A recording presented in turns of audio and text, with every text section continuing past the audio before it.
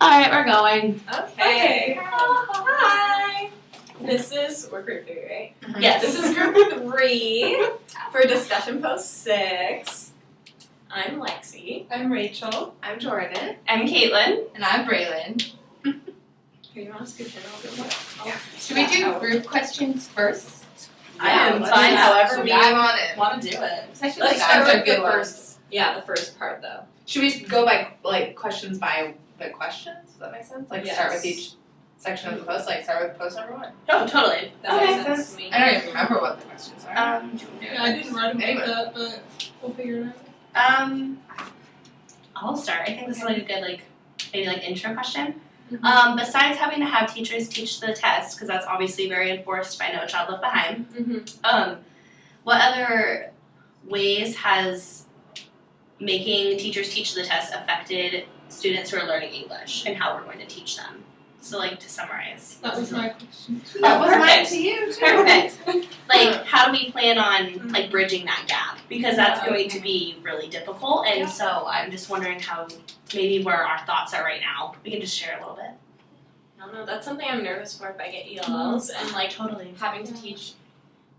In the school district you're in, it really depends on how they feel about teaching to the test or not. And I don't know what I do about that because you're under all this pressure in one way, but you want your children to exceed in another way.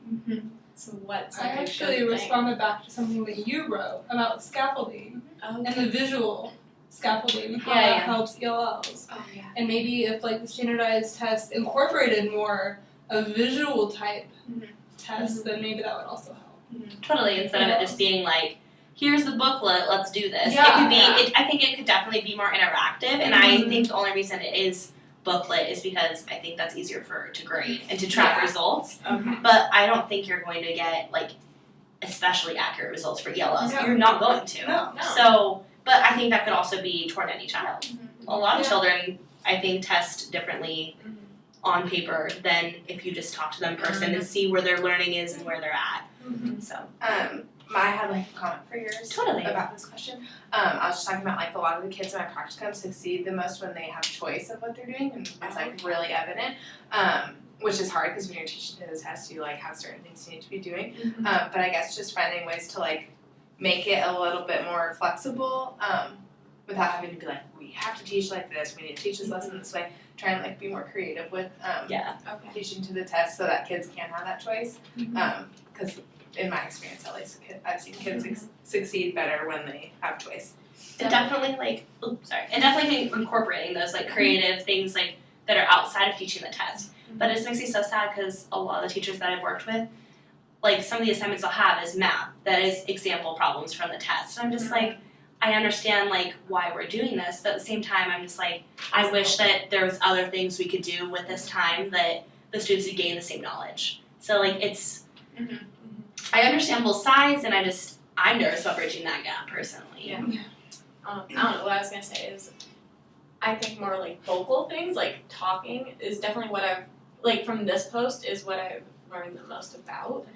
And I don't know. I think I saw some YouTube video about it, and it was just people learn another language better when they have to physically speak it. Maybe not grammar wise, but if you're physically speaking it and you know how to translate it, then maybe that would be easier in tests or something. That's kind of what the next post is about. Yeah. Maybe a variety of different tests, Mm-hmm. standardized tests instead of just paper. Well, I'm curious to see what the is it called the CCSS. Yeah, what Yeah, that the course test standard. is. Oh, got it. Because isn't that the English proficiency test for ELLs? I'm curious to see. And what there's that the looks WALSA too that tracks them. Yeah. That's the one I wrote about. I Oh, think. cool. Yeah, it was just tracking their progress with English. I had one really quick question about it though. Just I wanted to know what you guys were nervous and excited for with the influences, because that's what we read about this. Yep. So what are you excited for any of those influences or nervous for any of them? We're talking about all the influences now, not just teaching. Just all of them. Someone else go. Okay. I don't know. I think that because what I wrote for influences was the biggest influence would probably be what we're learning in Woodard and everything. And I think Woodard is a great program, and I think we're learning a lot about diverse methods of teaching and things like that. Like our 370 class is about having a differentiated classroom, which is important. So I think we're being given really important knowledge that a lot of programs probably don't teach. So I feel confident in like what we're learning. Yeah. Yeah, I definitely feel more confident than I would if I would have gone to a different school. Totally. Yeah. And like I was even talking to my RA last night about all these things I've learned, and he's like, I would let you teach my kids just from the stuff that I'm learning at this school. That's so marvelous. Yeah. So That's good. Like we're definitely getting such a great background in this program, and so I just feel grateful for it because as teachers we're just going to be so more prepared, and so I feel like that. Which is good. Good influence we paid for. Also true. I read a lot about like with working with colleagues and administrators and staff. I think that's also a great influence because it's what's happening in your school, and I'm excited, I guess, to like work and like have like a mentor teacher, a ability teacher that's been at a school for a while that I'm working at, just to like get some guidance and like have them as support, because I think that's also really important as like a first year teacher, because that was what the question kind of posed. And so I'm excited to like, oh, this is what you're doing, like, oh, this is what I'm gonna do, and then we can like talk and trade stories and just like have that, we can bounce ideas off each other. I'm excited for that influence as well, because I'm excited to work with someone who has more experience, but I'm also excited to bring, obviously, my newer experiences that we're learning through Woodring that maybe a teacher doesn't have that I would work with. I'm most excited for it. One of the influences was what the children were doing, what the students were doing. I'm really excited to like bounce ideas off the children. I think because what I've learned in this Wertz's classroom in 370 is she's kind of like sometimes sits down and like they're about to start a lesson. They're just kind of talking about something, like she shares a story about her kid, and then like the other kids like chime in like, oh, I used to do that, or my brother and sister do that, and so like getting to know the kids and then like getting to know where they're at before you start the lesson. I think I'm really excited for that. I would say that's what I'm excited for too. The children. Yep. Which is why I'm becoming a teacher. Yay! Ah. Other questions does anyone else have? I don't have any more. I have a question about No Child Left Behind for the group. Okay. Can we think of positive ways that No Child Left Behind influences our teaching? Okay. Because I feel like we focus so much on the negative, because there are a lot of negatives, and I have lots to say about the negative. But maybe we can think of positive ways. No, that's a good idea. Okay. I mean, I feel like it was made for a reason, even though it probably hasn't been executed as well. So, I mean, obviously there were problems with kids being up to grade level by the end of the year. And so I think that the idea of it is positive, and that it like lights a fire under teachers' butts and stuff to like get them to, you know, like, oh, we actually have like goals to meet and things like that. I just think that, I don't know, I think it, maybe not, I don't know, it could maybe be modified in a way that would like make it less stressful, but I do think it's good that there are like standards and things like that, because like I said, it was probably made because a lot of kids weren't meeting Up to standards. grade level or graduating and all this stuff. Yeah. And then it was Then like the idea is good, you know, like it has like a good, Making sure all the kids get the same education Right. and that they can all pass the same tests. Yeah. I get that with with English speaking students, honestly. Like if the tests were offered in another language, maybe it would help more. Are they? I don't know. Are they offered in different languages? I think they're primarily so, offered in yeah. English. Yeah. I don't think they're offered. I could be wrong though.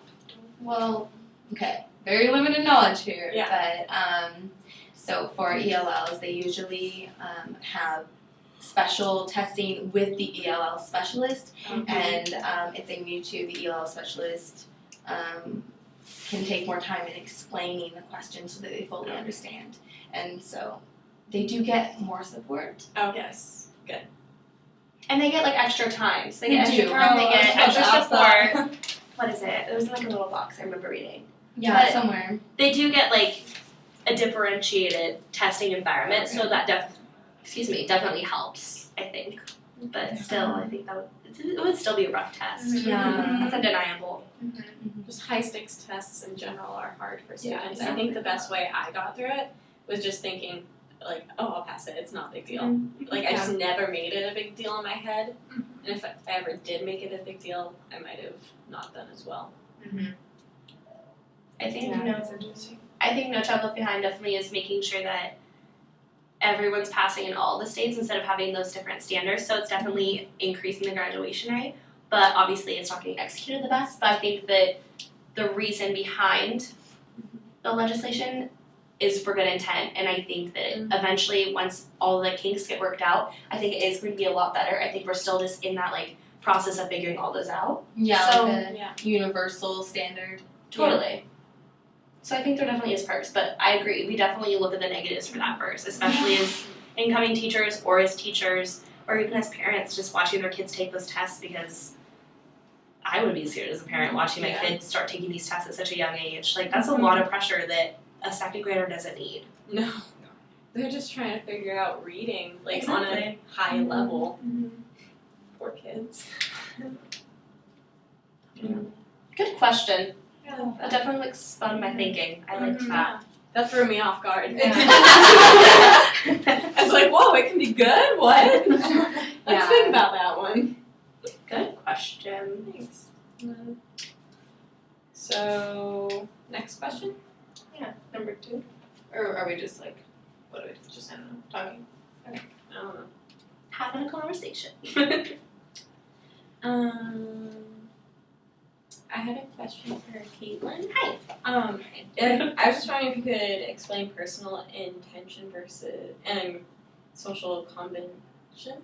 Oh, the personal. Yeah. Okay. So like just this- a little bit further. Okay, so the personal is when you're like reflecting on your own learning, but social convention is like what we just talked about, kind of how learning when you're speaking out loud with others, like who are native English speakers, and like bridging that gap where having an ELL and a native speaker speak together and like watching both of their learning increase because they're going to be learning with each other.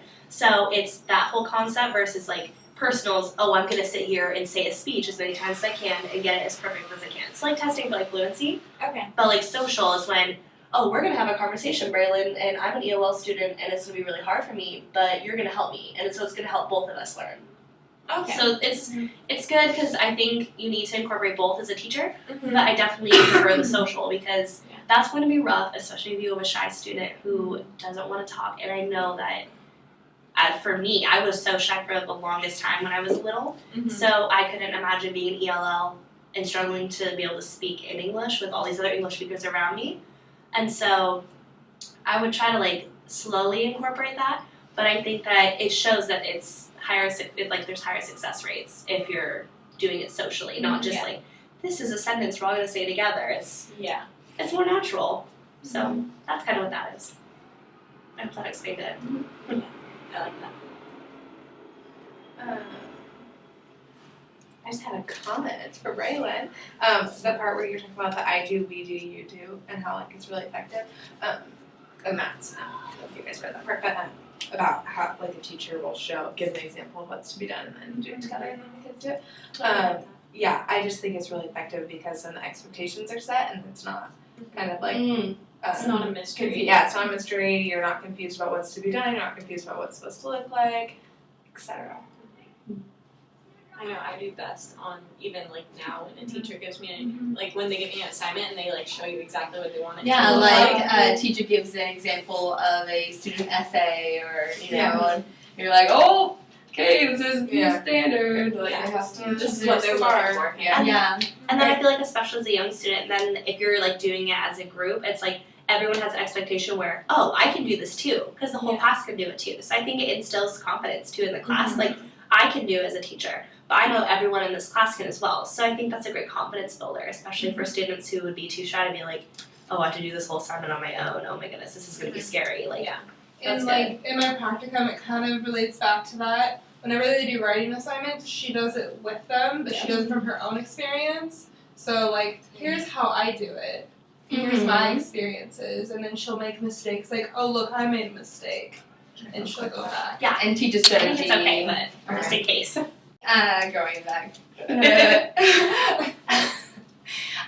The great thing about the I do, we do, you do strategy is that it really sets the background up for ELLs, which is so important. It scaffolds what they need to do, and so like if you think about a reading assignment or teaching children to read, if you read a book, first you read it, and then the second time you read it with the children and you teach a decoding strategy per se, like show them how to use the first letter of a word and then connect it to a picture. I see a ball there. This word starts with a B. The word must be ball, and the kids read it with you, and that background knowledge and all that just, I don't know, it like lifts their confidence that they can do it, and then when they go and do it themselves, then they're just like, wow, look what I did by myself. Yeah. And it's so important for ELLs. Definitely. Building background. Good strategy that you talked about. That's definitely something I'll carry on. I like that. Yeah, definitely. I've almost been curious because I don't have any ELLs in our practicum class, but I really want to be curious as to how other teachers handle those type of situations when there are ELLs in the classroom. Definitely. So I'm very excited to see that in the future throughout this program. Definitely learn how to handle that and Yeah. just how to like make sure everyone can learn and create that atmosphere. Yeah. I'm not feeling very good. It's do it's this. that time of the year. Yeah. We have an ELL in my practicum class, Mm-hmm. and I think he's pretty far along in his English. Or we might have two, I'm not really sure. She doesn't talk that much about it, but they're pretty far along in their English, and there's not too many things she does for them, so that makes me think that they're pretty far along in their studies and all that. But I think I'm gonna go back now and like ask her more about it. And, Oh, good idea. I had a question for Rachel going back to the CCSS testing. So in your post you said that there were like previous standards and now there's new standards. Do you Yeah. know why they changed it? Or what? They honestly did not go into great detail at all. They just said these are different standards, but they never explained why they were different standards or what their The purpose reasoning was? was. So I'm not sure. I'm guessing it's from maybe going in and seeing it for themselves or research. what was working, what wasn't. Yeah. That's probably the only thing I can think of. I don't remember the big one. Do you guys remember what time we were at on the other one? No. Okay. I don't even know what we were at. We were at like 40 minutes, so like just a couple more questions. 40 maybe? minutes? No, we're at 20 minutes. Yeah, we're Oh, gonna get okay. 20. Okay, I was like 40. I was so Still. confused. I was like, why does it say that? But maybe it was like the So clip maybe we ended 10 on. more minutes. Okay. Good job. Thank you, timekeeper. I'm done. So I have a question for you, Rachel, about the grammatical, I commutative. had one too. What is But it'll probably be the same question. Okay. So I need to look at my post. Say it at the same time. No big deal, big deal. What importance do? What do I even say? Can you just like talk about those like a smidge, and then can we like have a conversation on what competence we think will increase performance more? Okay. So commutative, I'm pretty sure was like it's more of the whole thing we were just talking about, whereas talking socially and then trying to incorporate it that way. But grammatical was like looking and like tearing apart each sentence and being like, this is how it should be worded. I think those are what those differences. Yeah. So what one do you think is more important to increase ELL skills in reading and writing? It doesn't have to be concrete. You could talk Yeah, about no, I'm both. just trying to remember the article one.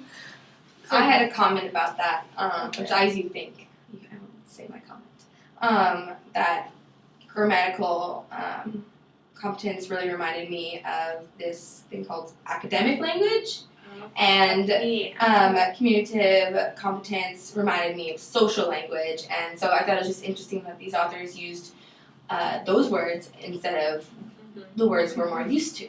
Yeah. And things that I've encountered in other classes, and so it was like learning new terms for this, but I made the connection. So that helped me. Do you think that there is a difference between them, or do you think they're Yes. pretty much the same? Between these authors. The academic and and Oh, like- grammatical. yes, between the definition between both. Yeah, I guess. Mm, Or you think they're pretty much pretty the same? similar. Okay. They're Yeah. pretty much the same. Like school language is the academic, but that's Yeah. more of like the grammar Yeah. and Breaking writing it it down. Yeah. And then the social is the communicative and K and Yeah. in social settings and kids learn social language before they learn Yeah. academic Of language. course. So yeah. Which, I mean, now that I can go back to it, social for me I think is more important because that's what you're doing in the real world is you're communicating. And as long as they know how to communicate, I think that's more important than grammar in the long run. I agree. System. No, definitely. I think the social gives them a good foundation. Yeah. And then, I say things like this, but if I change me to I in this sentence, that's grammatically correct. It's easier switch versus being, this is what you need to say each time. I think it's And rougher. I think you talked about in your post how your teachers related the math to what Yes. to the real world. Yeah. And like this is how this is Yeah. gonna help you. And it isn't as teachers that's our goal. Yeah. We're helping them For the future, yeah. for the real world. Yeah. Yeah, And like- definitely, the YouTube video that I was just watching the other day, it was talking about how children, they don't learn English when they're growing up by studying textbooks or like studying grammar or anything. Yeah. You learn how to speak out loud and then you learn those things because then you have background knowledge to back up what you're learning. You're like, oh, that's why I say it like that kind of thing. So that's probably why they start like DOL in like second-ish grade, Mm-hmm. because then they have more of a foundation, and then second grade they can like work on those grammatical skills. Just to like, I'm thinking about it in my head. Would you guys want to talk about Yvonne's experience for the last few months? Yeah. Because I know that was part of along. That was That's part a of. group one. That was Yeah. She was Oh, interesting. Yvonne. She did so Yeah. much. I know. So I, much. Yeah. I mean, I don't know. I thought it was very interesting, just her different experiences and how those affected her throughout her whole entire experience. She tried to improve herself, even though she already had so much education than probably any other teacher that she had worked with. But she still tried to improve 5 more herself minutes. Yeah. to make herself better for herself and the children that she's teaching. Insane. I know, but yeah. And I thought it was really interesting how, like, even though many of the schools she was at didn't like what she was doing, she knew that it was good for her students. I loved and it. she did it Yeah. anyways. Mm-hmm. She was really, I feel like she'd be really, if I met her, she'd be really, like, strong-headed and, like, have a lot of personality. Should we actually be doing that though? Yeah, maybe that's another question.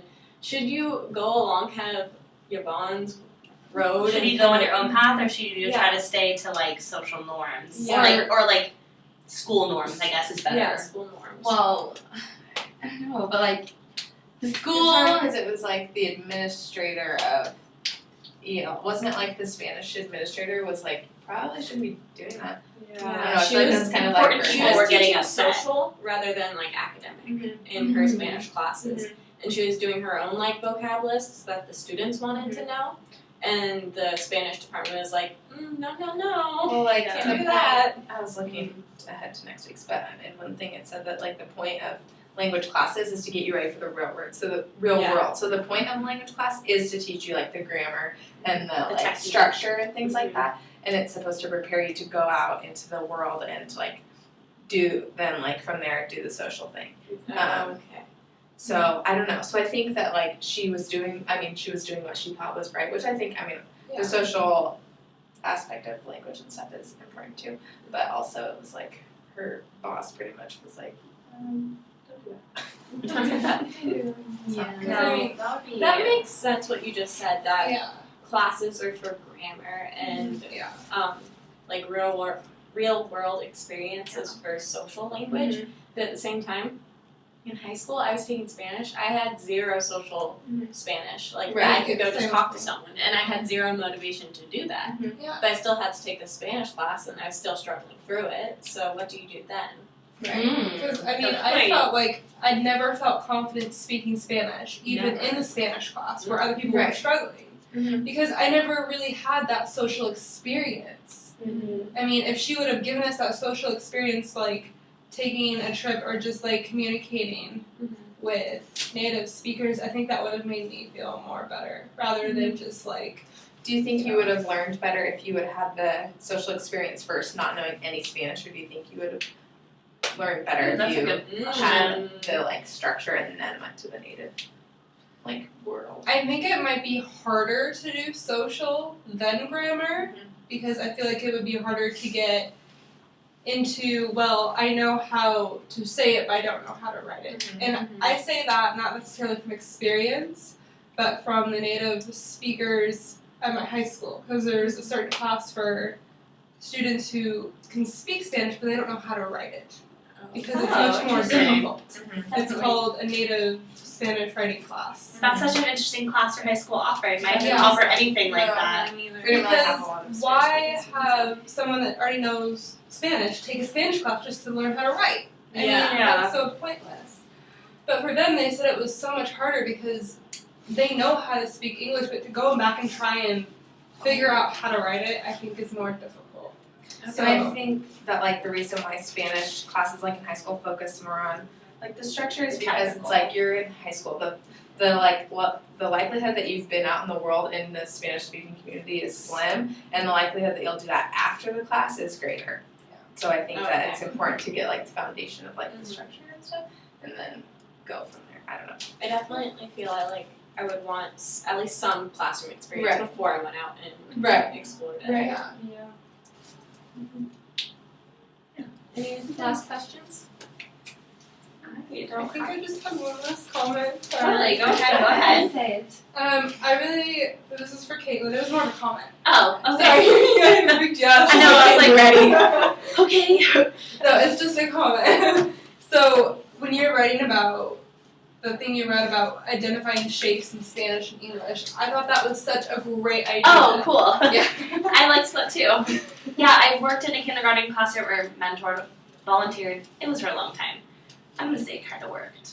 With a class that had lots of like ELL students who were Spanish speakers, and so it's kindergarten. So we're working on this is a triangle, this is a rectangle, so they can identify it.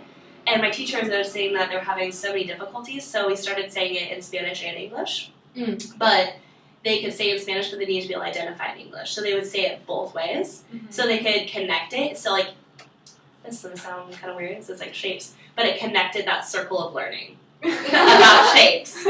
And so it really worked. And so like I was just thinking about that the whole time. So I was like, I wanted to do kind of like a simpler one because I want to teach like kindergarten or first grade. So I didn't want to like go up and be like, this is what third grade is gonna be like, because I didn't want to think about that. But no, cool. I'm glad that you were digging that.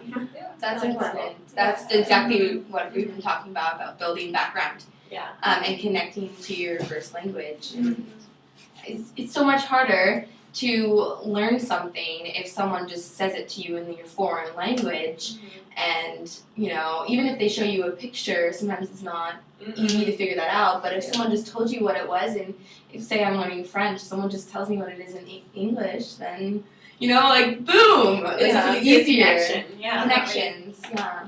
Yeah, and then by the end of the year, they could all identify it. So That's it was awesome. it was I like proven it. it worked. Yeah. So why do they think that It's English only great. instruction is so effective? Because teachers are nervous, I think, for speaking another English. language. I That's know. something I'm nervous for. Like, Heck yeah. I'm not gonna know all the languages of the students I teach. Exactly. And like you might know some words, Mhm. and you might be able to help them identify with some words, but at the same time, I think a lot of teachers that could be one reason. Fear, Well, definitely. and it wasn't much of a requirement to know another language Yeah. back then. Definitely. And so a lot of those teachers would probably be out of jobs if that was a requirement. And we have a lot more diverse schools now, I feel like. We So do. it's Definitely. exactly what you just said. Yeah. It's something to be more prepared for an upcoming teacher. I want to take a Spanish class. I have to take I a don't Spanish know class. Spanish Oh, I at took 2 all. years in I high took school. French. Are you in I a took a Korean year high of French school? too. You took 2 in high school? 2 for Spanish, and then I took a year of French. Okay, never mind. I took 2 years in high school. I took a quarter here. Yep, I'm gonna have to take a quarter here. See, I thought I had to, but she said as long as you take 3, no matter what it is, You're then fine. Yeah. I took a quarter here. Because you have to have 3 years of Spanish. So I had 2 years of Spanish, so I have to take a quarter of Spanish here. Or any language, really. Yeah. But I'm gonna do Spanish. Yeah. I feel like that's the one that will best prepare us Yeah. with the Oh, yeah. Yeah, increasing in because Hispanic students. Those demographics are Yeah, they are. Definitely. Great. Good conversation. Yay. Good job, Okay. too.